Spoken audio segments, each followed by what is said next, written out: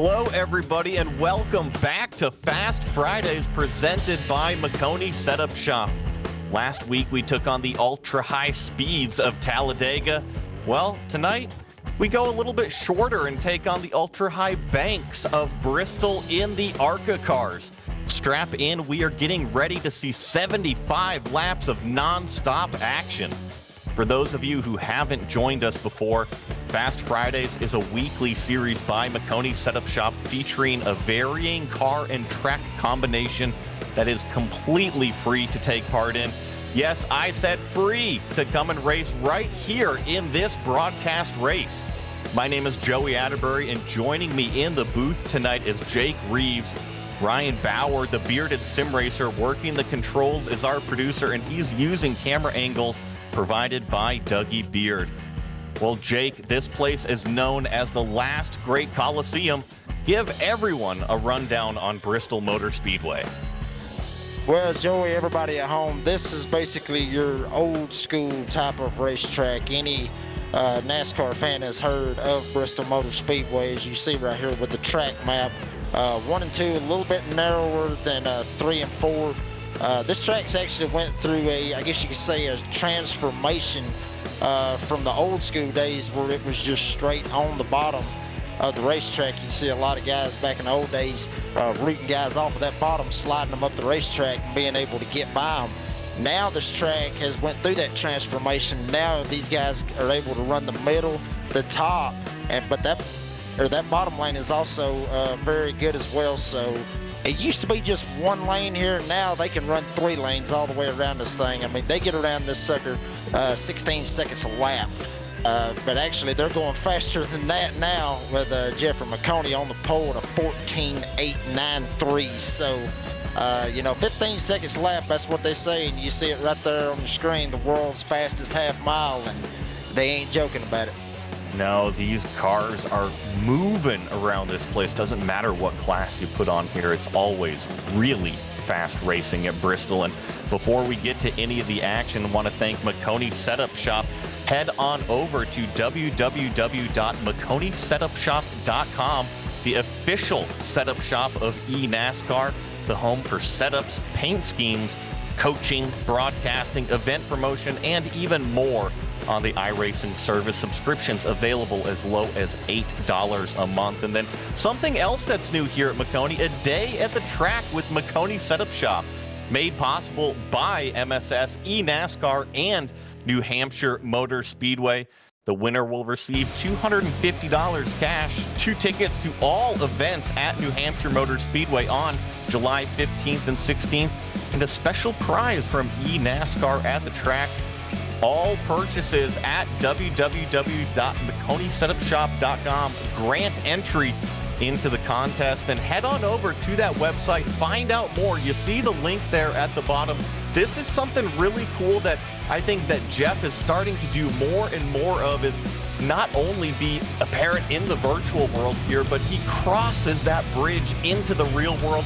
Get these drivers here off of the screen and get them onto the potential racetrack as well. It's pretty cool, isn't it, Jake? Yeah, it's very cool. I mean, Jeff's done a lot of great things on social media, and just like you said, a lot of great things that he does for the real world as well as here on the Virtual iRacing Series. I mean, he actually had a thing, with a bunch of his, bunch of his teammates. I wasn't able to be a part of it, but had a big thing last week in Nashville where everybody got together and had a great outing with a bunch of friends and teammates and all that cool thing, So he does a lot, not only just for us drivers and the customers on the iRacing service, but in real life he does a great thing. And I said last week, honestly, I mean, if I, honestly, it had me wanting to get a subscription just so I can get some entries, try to get in it, Joey. I mean, what do you think? I mean, you want to try to get you some entries and try to get in it yourself? I mean, I say go for it. It is open for a reason, and we got the pace slaps going on right now. You mentioned it earlier. Jeff Maconi on pole position. Leon Keniston starting second place. Daniel Molnix in third. Alan Warnecki here in fourth.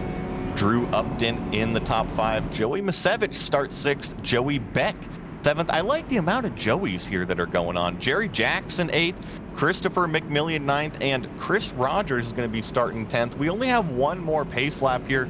We do have more cars on the racetrack. We're going to try to get to everybody's name that's going to be running here throughout the broadcast. But look at on the screen, we're running these ARCA cars 75 laps tonight.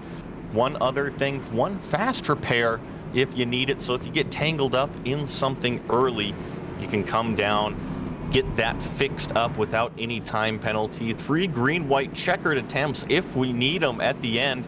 I got my fingers crossed that we aren't going to need to use up all 3 green, white, checkered attempts. And of course, it is a custom fixed setup by Maconi Setup Shop. So here we go. Pace car is off of the racetrack. Jeff Maconi stands on the pedal up through the gears, and Fast Friday is green at Bristol Motor Speedway. And Jeffrey Maconi getting a huge launch, as you said, on that restart. Side-by-side battle for second place. That's Leon Keniston up top, Molnix down low. Keniston using the top of the racetrack as we got one slow in the back. But going back to the front, Keniston using that top lane to be able to get the run, to be able to get faster and be able to get something going on that outside lane. Molnix running the bottom, trying to save a little bit of tire, as we do have a caution on the speedway now. Yeah, looks like Hunter Collier may be involved in this one, and then I believe the 29 of Jerry Jackson is well caught up in this. I think this is going into turn number 3 here. Gonna see the 29 get sideways up in front, and then also Hunter just kind of pile into the back here, but action going on all over the racetrack. Well, and this is normal, to be honest with you, Joey, right here. I mean, this is normal to see a little bumping, a little banging here at these short tracks, especially here at Bristol Motor Speedway. I mean, yeah, Jerry just got a little bit sideways right there. I was actually taking a couple of test laps, you know, here as well right before this race, and that entry is just a little bit sketchy. If you get on the brakes just a little bit too hard, you can get that back end to come around just a little bit, and you will get loose going in, and that's exactly what happened right there with Jerry Jackson. Looked like, you know, looked like not too big of a damage, not too big of a bang up with everybody. So everybody might be okay, because you're not going to really worry about a whole lot of downforce and you know, things like that. We've seen cars that has been torn to shreds, look like they went through a meat grinder, and been able to finish very, very well here at Bristol Motor Speedway. So just a little bit of damage ain't going to hurt you, but you know, we do have that one fast repair, but I don't think that would warrant that fast repair being used. Get a shot at our leader here in the fancy Maconi Setup Shop paint scheme ARCA car.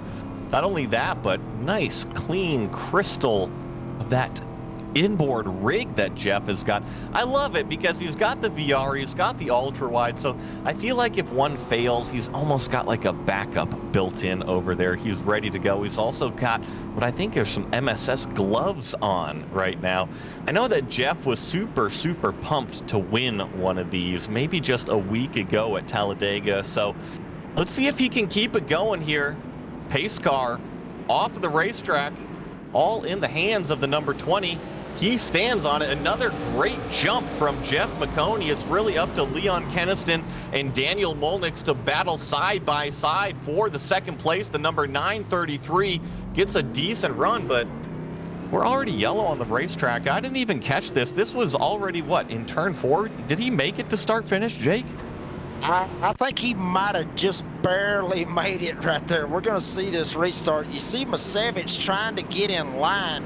Don't really believe he had anything to do with this right here, but it looks like, you know, just a couple of guys getting stacked up, maybe spinning the tires just a little bit, trying to get off of turn number 4. Looked like that was actually the 29 that actually got into somebody, as you're going to see right on the screen. Wow, just completely jacked up his back end. 18 of Robert Gentry was one of those guys that ended up getting caught up in that, but we've seen, accidents like this right here, Joey, where guys, maybe just jump on that gas just a little bit too much and try to time that start. I mean, some guys will see the flag up there and they'll see the green flag pop up and they'll just go, and then other ones is not able to stand on it, as you would say, just fast enough. And restarts happen like that here, and everybody just gets jumbled up like that, and that's exactly what happened. Yeah, it's a bit unfortunate, and I know that that was one of the cars that was involved in the earlier wreck, and yeah, unfortunately, that's exactly not what I wanted to see when I went back and looked at it. But yeah, anyways, we won't dwell on it. Looks like we are back lights out on the pace car. Leon Keniston, Jeff Maconi going to be going back at it. Hopefully we get to see some green flag action this time, Jake. And what do you think? Are we going to get to see some of that, or is it just going to be a caution-filled Bristol Motor Speedway race? I hope it's going to be a green, that they're at least going to get a green flag run and see what some of these guys has got back here, see if they've got anything for Jeffrey Maconi, that being Leon Keniston, Daniel Molnix, and Drew Upton. That's one of the guys we haven't really talked about, the 93. Looked like he actually was being able to get away from that last caution, but once again, Jeffrey Maconi standing on the gas, getting a great restart right here. Side by side, once again, Leon Keniston up top, Daniel Molnix down low, and then we got the 44 just trying to see if he can mimic what Leon Keniston is doing. Great battle right here for second. But right now, it looks like Jeffrey Maconi's starting to check out from this field. Yeah, and I'm noticing that the 933 was a little bit loose running that middle lane, and he's still kind of struggling for grip right now. Daniel Molnix down low in that number 32, trying to make it work. And oh, we got to spin a little bit further back in the racetrack. That's the 78 of Christopher McMillian. Looks like somehow he's kept it pointed the right direction, so we stay green flag on the racetrack. But this is on board the 44. This is Alan Warnecki in fourth place, and this is a heated battle up here, Jake.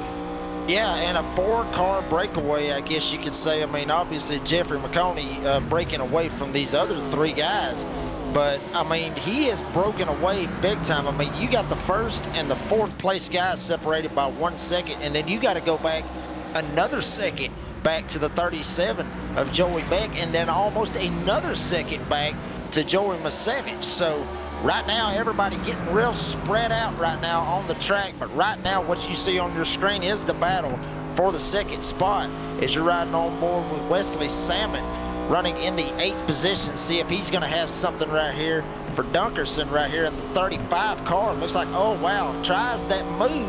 You see that right there. A lot of guys run the top and then try to arc it straight down, cut the car straight down onto the line to be able to try to get that run and be able to jump down on that inside and see if they can stuff it in there. But, I mean, these guys are battling all over the racetrack as now we got another caution on the speedway.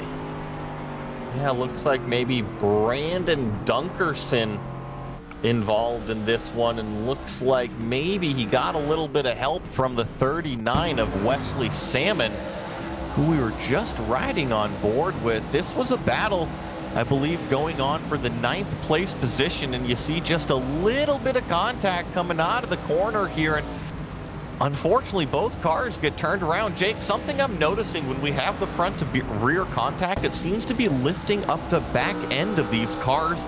It's not helping the situation.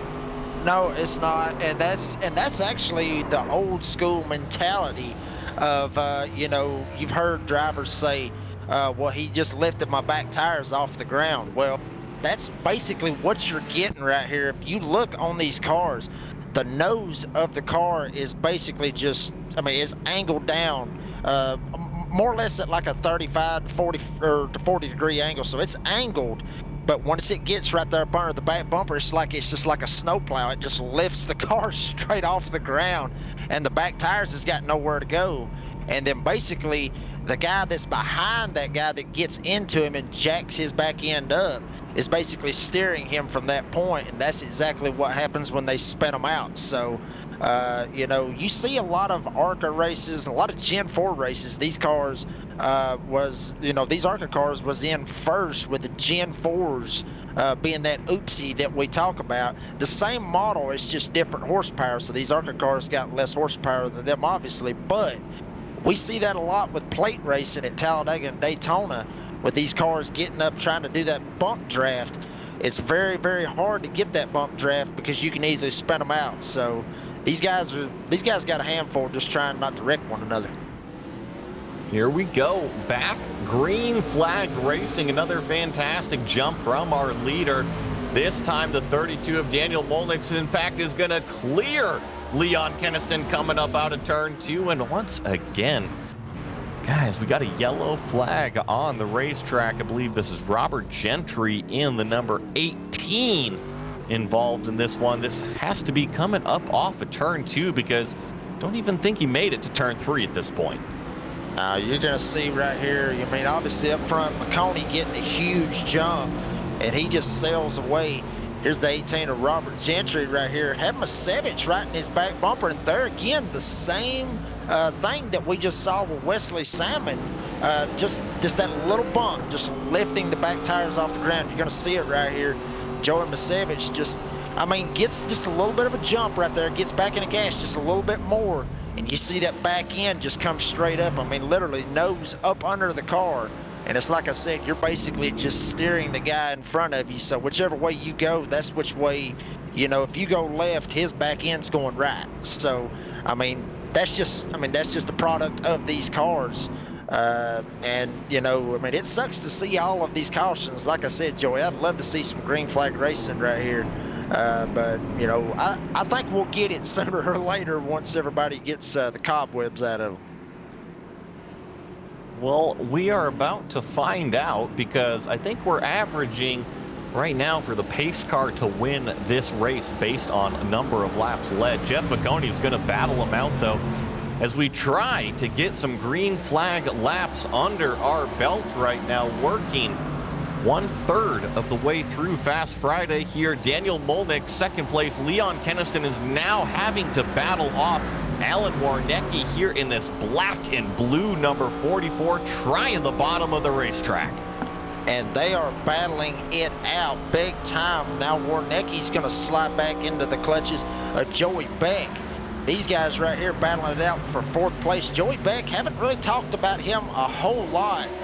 Joey Beck, one of those guys that I've had the pleasure of racing with in some league races. Very, very fast driver in this 37. He knows what he's doing to be able to get to the front. But honestly, I mean, you see a bunch of these guys. You see the top 5 guys. All of them started in the higher positions. All of them started closer to the front. So obviously track position, very big keys. You see Joey Masevich getting around the 39.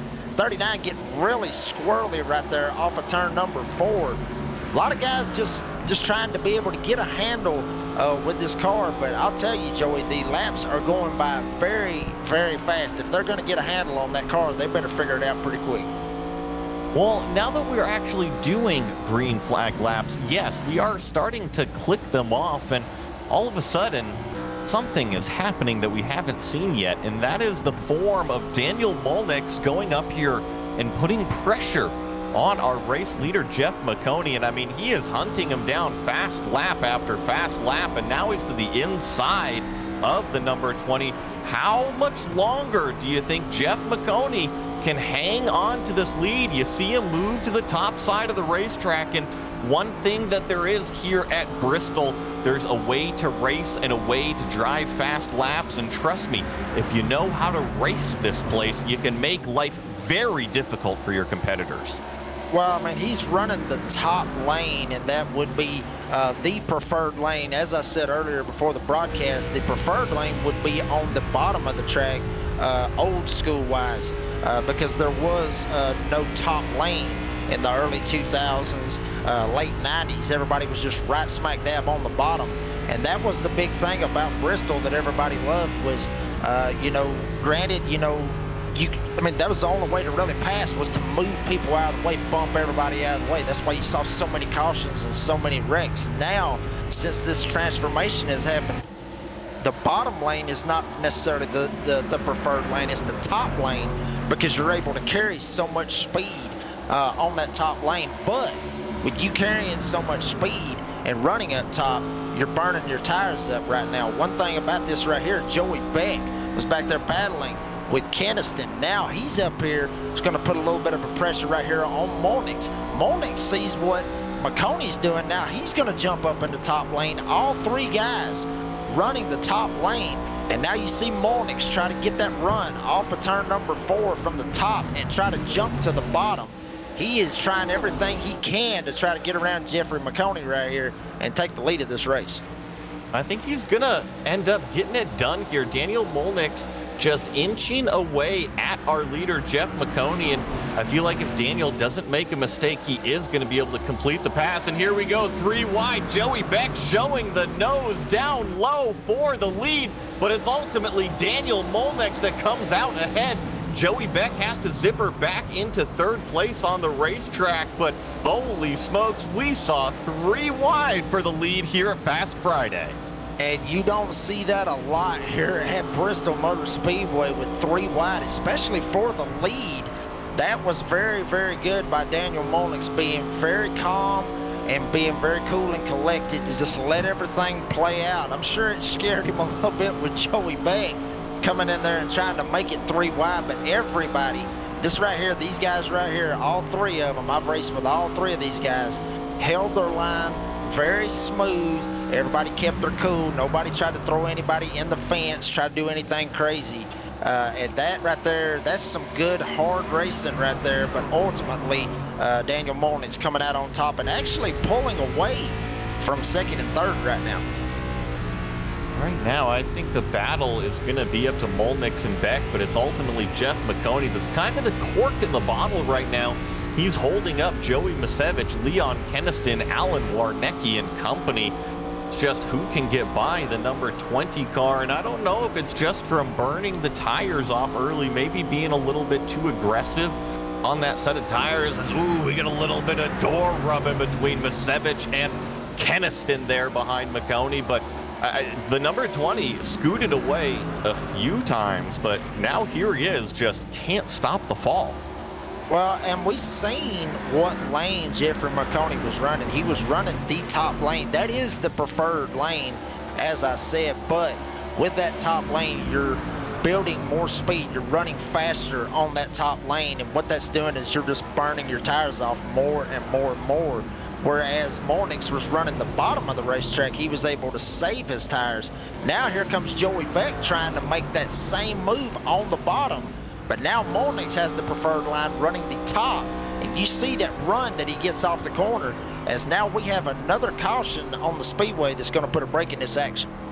Well, you know what? I was watching the front battle, and, you know, I think our producer was really watching where we should have needed to go. And ultimately, it was Keniston, Masevich, and the 44 of Warnecki that got tangled up here.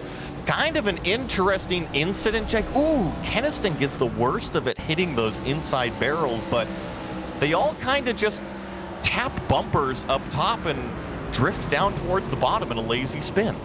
Yeah, and they were trying their best to get around Jeff Maconi the best that they could, and looked like, you know, Warnecki might have checked up just a little bit. We're going to see a better angle of it right here. See them all bouncing off of one another. Masevich all the way down to the bottom. Wesley Salmon up in the wall, but yeah, it looked like Maconi may have checked up just a little bit. Warnecki checked up to not get in the back of him, and then Keniston just ran straight into the back of him. Just just an accordion effect, I guess you could say. All 3 of them on the top lane, right there it is. Masevich barely sneaks by, maybe got a little bit of damage, but I mean, this early in the race, if they do have that faster pair, that's going to help them out big time right here. As you see it right there, checked up just a little bit, bam, got run into the back of, and I mean, it's like I said, it's an accordion effect, and I mean, that happens. I mean, especially when there's 4 of them running the same line, and one gets in there a little bit hotter, and he's got to check up. It just stacks the other 2 up right behind him. Well, it was a perfect opportunity to come down to pit road, get brand new tires on there, but there's one car that said, you know what, I'm happy with my old stuff. That is the number 18 of Robert Gentry. He has not pitted at all, 51 laps on his set of tires. So I feel like the number 18 is going to be a hurdle, maybe not a roadblock out there, but definitely a big giant speed bump that the rest of the competitors are going to have to roll through. But it's going to be up to him to set the pace on this restart. Going to be joined on the front row by Daniel Molnix. You see 25 laps to go, going to be clicking down to 24 as we go back to green. Only 1/3 of this Fast Friday race remains at the last Great Coliseum. The number 18, Robert Gentry, looks at Barney. He is on the gas, and he does not get the traction he needs. Already gets passed by Molnix, 3 wide into turn 1, with Beck and Maconi swallowing him up, and now it's off to the races. Molnix, Maconi, Beck are top 3.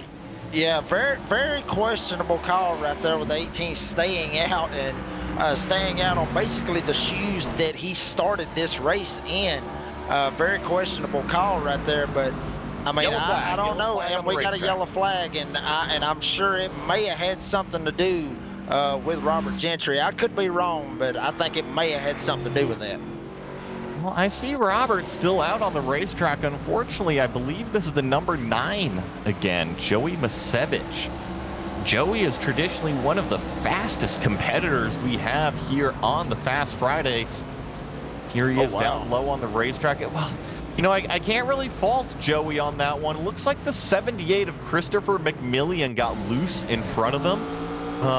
And then Joey did a great job of checking up. He just barely got into the 78. You see how loose he is, and just enough to send him around that half a spin. I can't really fault Masevich on that one. No, I mean, you can't. I mean, he give him every opportunity right there to try to save it, but you know, we talked about these, you know, bumpers of how you can just jack somebody straight up. I mean, he gave him every opportunity that he could, and he thought that he had it saved. I mean, it looked like he had it saved.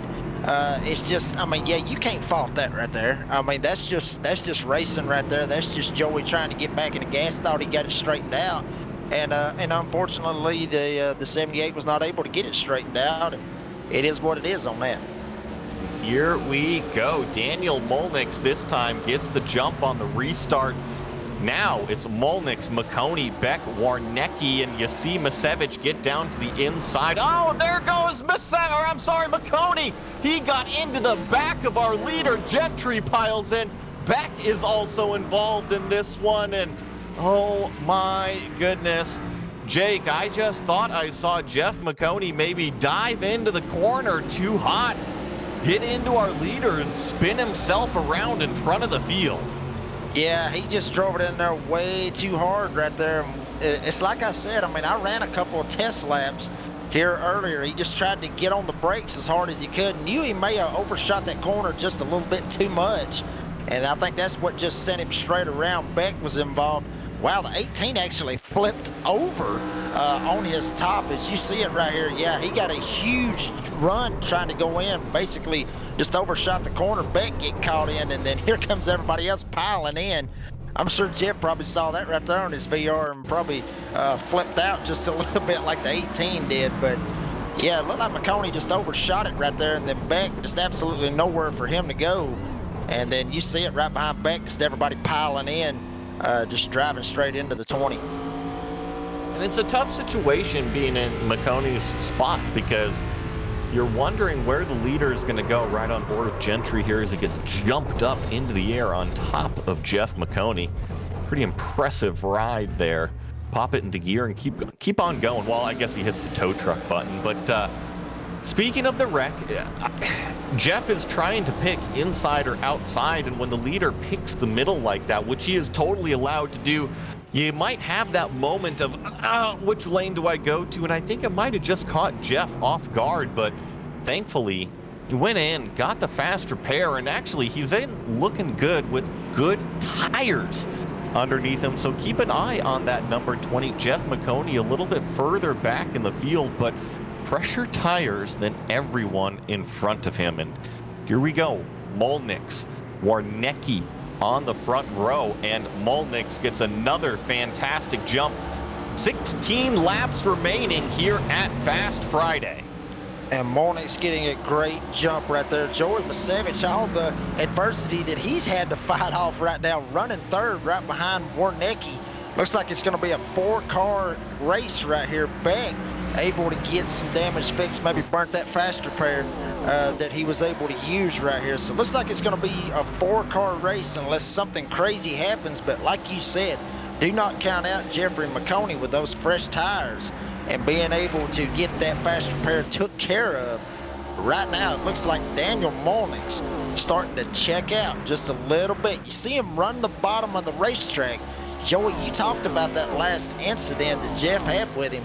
You know, you see guys, you know, you're able to, like on a mile and a half, you're able to plan ahead. You're able to see where somebody's going to be able to run to the bottom, run the middle, run the top. But here at Bristol, I mean, everything's happening so fast.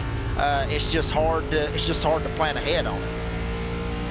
And when you're the leader and you see a car coming up that's faster, usually they're running a different lane than you. Let's say if you're the leader, you're running the top and they're running the bottom, making up ground. And it should set off a light bulb, say, well, hey, I need to move to the bottom because that's clearly the faster lane to move around in. And then that competitor has to move somewhere else on the racetrack. And it's a bit like checkers or chess, you know, where do I put my car on the racetrack versus my competitor and where they are placing their car on the racetrack? Where's the speed coming from? And tell you what, right now, Alan Warnecki is starting to apply the pressure to Daniel Molnix. It was actually looking like Masevich was going to try to get around Warnecki, but the number 44 black and blue machine has come alive here. Going to be coming to 8 laps to go. So there's going to be time here. Can he keep the car clean enough to mount a charge on our leader? Well, I'm seeing Warnecki basically send it, and I know a lot of viewers have watched me do a lot of broadcasts talking about send it. What he's doing is he is just driving it in so hard. He's driving it in harder than the leader is, or the guy that's in front of him, trying to send it in there and get more, you know, try to get as close to him as he possibly can. Maybe even trying to get close enough to him to be able to move him up the racetrack and be able to get by him. We've seen a lot of passes like that here at Bristol, but it looks like Warnecki, looks like he may have burned him off just a little bit, trying to send it way too much. Now he's going to see if he can run the top. Like I said, the top is the preferred line, but right now Molnix still running the bottom, saving his stuff. Just let Warnecki wear his tires out right now. With 5 to go, Warnecki better find something very, very quick, or this 32 car is going to be sitting in victory lane after this thing. There's always the ebbs and flows in racing, and it was Warnecki applying the pressure just a few laps ago to Daniel Molnix, but now Molnix seems to have figured something out, whether that's the rhythm of how he's driving the racetrack, or maybe just the car now is cutting the bottom nice with the worn out tires, but he's starting to stretch it out. He's actually our fastest car on the racetrack, working 2 laps remaining, a 15.164 from our leader. Compare that to a 15.24, almost a full 10th faster for Molnix, our leader, than anyone on the racetrack. And now that 32 sees the white flag, 1 to go here on Fast Fridays at Bristol Motor Speedway. Daniel Molnix has not led every single lap, but it looks like he's going to lead the lap that matters. Winner, winner, chicken dinner, Daniel Molnix. Daniel Molnix taking it home here at Fast Fridays. Great drive by that 32 car, being very, very consistent. Started this race in the 3rd position, so obviously he was up front for a good portion of this race. Not leading, as you said, Joey, but staying ahead of everything that was going on behind him. And I got a feeling right now this 32 is fixing to burn them down here at Bristol. I love this part. Let's listen to these donuts.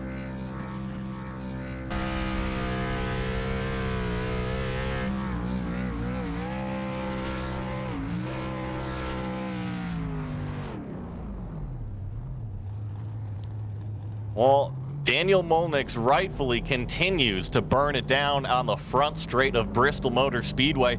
We're going to take a quick break, be right back with the official results and all of your post-race interviews.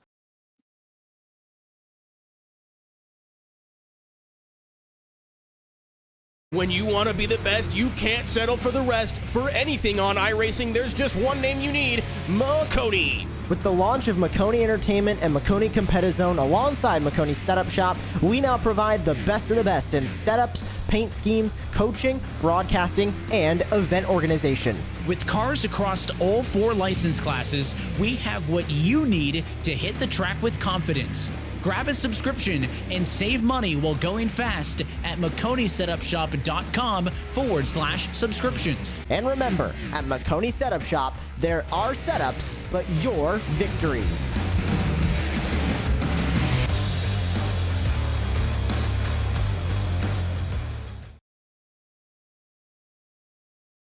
What an action-packed race from the last great Coliseum, always putting on entertainment. Doesn't matter how far you go back in the world, but tonight it was all about Daniel Molnix, the number 32 machine. Started back there in 3rd place, but takes home the win. Alan Warnecki in 2nd place in his number 44 machine. Joey Masevich comes home 3rd. Jeff Maconi 4th, Christopher McMillian with the top 5, Wesley Salmon in 6th, and that was actually the last car to finish on the lead lap. All the rest of them, Joey Beck, Robert Gentry, Leon Keniston, Brandon Dunkerson, and company, all had problems on the racetrack, either did not finish or just couldn't get the car to the finish line. And I want to thank all of our competitors out here. And one more time, if you guys are interested in the Northeast specifically, head on over to www.MaconiSetupShop.com/@the-track. You see the URL down here at the bottom of the screen. And how it works, right? You're going to go and potentially get $250 in cash for the winner, 2 tickets to all the events at New Hampshire Motor Speedway July 15th and 16th, and a special prize from eNASCAR at the track. Guys, if you've never been to the real track, this is a fantastic way to join in on a competition, potentially win, and have an experience of a lifetime. And Jake, I don't know if you've ever been to a NASCAR event or a NASCAR track, but it's a wonderful time, and I highly urge anybody who's out there to think about it to do it.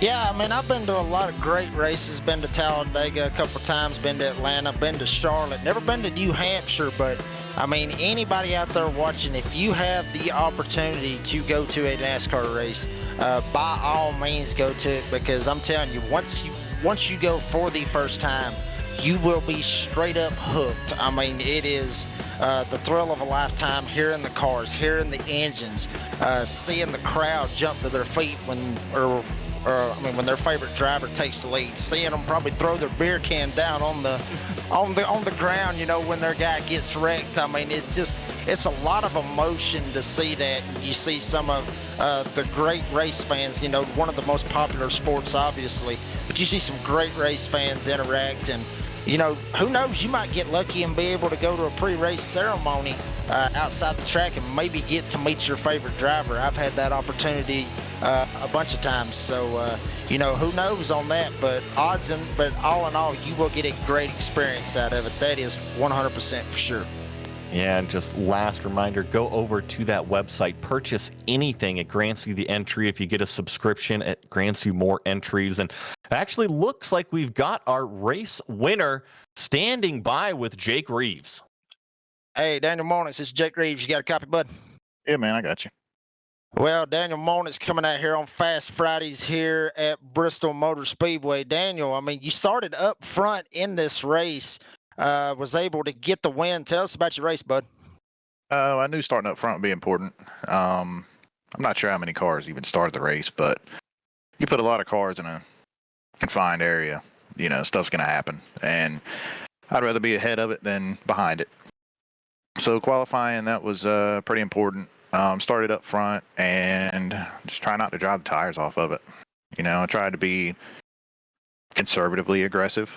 And then Jeff, he started to fall off a little bit. I was able to catch him and race him for a few laps and cleared him. And then I went back to, trying to save what I could, but stay ahead of those guys. And then a few cautions came out, and then I seen second, third, get caught up in a wreck. I don't know what happened, if he got into me or what. But after that, I was able to just hold my own and drive away.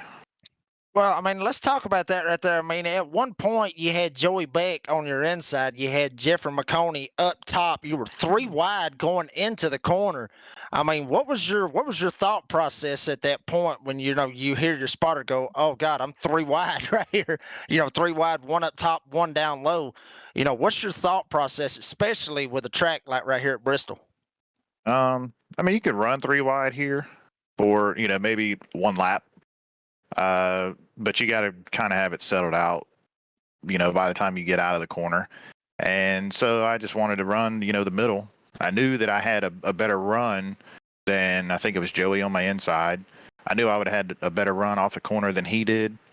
But luckily, Jeffy actually lifted and gave me some space too. And once I had those 2 guys cleared and I seen they were side by side, I just tried to drive away a little bit, let them, settle it between themselves. Well, Daniel Monit's coming out here on Fast Fridays on Maconi Entertainment. Daniel, last question I got for you. You got anybody that you would like to thank, any sponsors or anything, or anybody that has made this possible here tonight? I just thank you guys for putting it on. That's about it. I didn't have any spotters or nothing like that to give any thanks to tonight. Well, short and sweet. That's why we love him. Daniel Monit's coming home with the win tonight here on Maconi Entertainment. Daniel, we'll catch up with you later on down the road, bud. All right, man. Appreciate it. I'll see y'all. That was Daniel Molnix, our race winner here. And it actually looks like we're going to bring in Jeff Maconi, because not only was he one of the faster cars, our leader on the racetrack for the first half of the race, but Jeff, I specifically want to talk to you about this really cool opportunity that you're giving the fans, that pretty much you go to your website, purchase anything over there, and it grants you an entry to this New Hampshire Motor Speedway experience. Yeah, so we're doing that giveaway alongside eNASCAR and New Hampshire Motor Speedway. So we're working together with those groups to make this possible. Anyone that makes any sort of purchase on the website is automatically entered. So you can visit www.maconisetupshop.com /a-day-at-the-track and see all of the entry information and ways to enter. You can buy a subscription. You can upgrade your subscription in case you already have one. You can purchase an individual setup. And be automatically entered to win this giveaway. And so what we're going to do is, the only thing that you have to do is be at the track, and you'll get at the track $250 in cash. We got tickets through New Hampshire Motor Speedway. They're very generous in getting us tickets for it. So there's New Hampshire Motor Speedway threw in today a gift bag. We haven't announced that yet, but that'll go up on social media tomorrow, that they threw in, like, a little prize bag for the winners, and a present from eNASCAR that I am not allowed to say what it is, but it is literally the coolest thing you can do at the track. It is so insanely awesome, and I am very, very grateful for eNASCAR for doing this with us. So it is worth the trip alone just to do what eNASCAR and Maconi Setup Shop have planned, just for that, plus all the stuff that New Hampshire Motor Speedway is throwing in, and $250 cash. It's very cool, and it's anyone that purchases anything on our website. All you have to do is show up to the track, and you'll be all set. So head on over, sign in, and buy something on the website, and we'll do a automatic drawing, and whoever gets chosen, they'll have the opportunity to grab it. Jeff, I love that you are always doing these giveaways, these prizes for actual series that you put on. I know that you've given away custom guitars as trophies in the past, all sorts of cool experiences. And I don't want to put you on the spot, but I know that you've gained a lot of fans, especially being the official setup shop of eNASCAR. Are you going to continue to do these giveaways here like this throughout 2023? Because I just see more and more people following you if you do. Absolutely. There's going to be a lot more giveaways. So I'm really excited we're going to start planning soon. The Driver's Gauntlet, we ran it last year. It's a 7-race series. Oh gosh, I think last year was like $40 to enter. 7 races, all broadcasted. Each race has a payout to the winner. It was $800 given out over the course of the series. And then the winner got a 3.5, 4-foot tall trophy. Like, it was insanely cool, custom made and everything. Yeah, we'll be doing a lot more of that stuff. We're going to be doing probably more giveaways with eNASCAR and iRacing. I'm hoping to do something local here to me because I live near Nashville. We'll be probably doing another All-American 400 on iRacing. I can't confirm that to be sure because I haven't started putting the plans together for it. There's a lot. So yes, there are a lot more giveaways coming. There's a lot of really cool stuff in the works. We are signed with eNASCAR and iRacing through 25 season 1 on iRacing. So there is so much still in the works. We have a contest going with iRacing. If you use our logo in the iRacing paint shop, you're automatically entered into a drawing to win a year of free setups, which is a $600 value of our all setups. So there's literally so much that we're planning with eNASCAR, with iRacing, with different local tracks, New Hampshire Motor Speedway, everybody. It is insanely cool. It's insanely fun. And there is so much more in the works. Jeff, well, I just want to say thank you from all of us over here. If it wasn't for you and everything that you're doing, we wouldn't be here covering this awesome racing. So, hey, man, go celebrate that 3rd place finish because you were winner last week, podium this week. You're doing 4th. Pretty good here. Oh, I'm sorry, 4th. I see Macevich was 3rd. Yeah, Joey beat me. That was not one of my better races. I led half of it and then got into the wall, knocked the toe out of it, and then I Jeff Maconi the rest of the race and threw it all away. So, but I finished 4th. So I'll take that, and hopefully next week I'll have a little bit more luck. Awesome, Jeff. Well, celebrate the 4th place finish anyways, and I think we actually got Macevich. Joey, are you in here? I think he's hopped in here for just a second. I'm not sure if he's going to actually be talking right now, so I think we're going to wrap it up with that. We want to thank tonight's race sponsor, Maconi Setup Shop and Maconi Competizone. Calling the action tonight was myself, Joey Atterbury, alongside Jake Reeves here in the booth with me, and Ryan Bauer, the bearded sim racer, producing. Thank you to all of our viewers for watching tonight's racing action, and hope you will stay tuned to our social media pages for our next Fast Fridays race, and also turn us on every Monday night for the Maconi Setup Shop See Fixed series. This has been a production of Maconi Entertainment. We'll see you next time.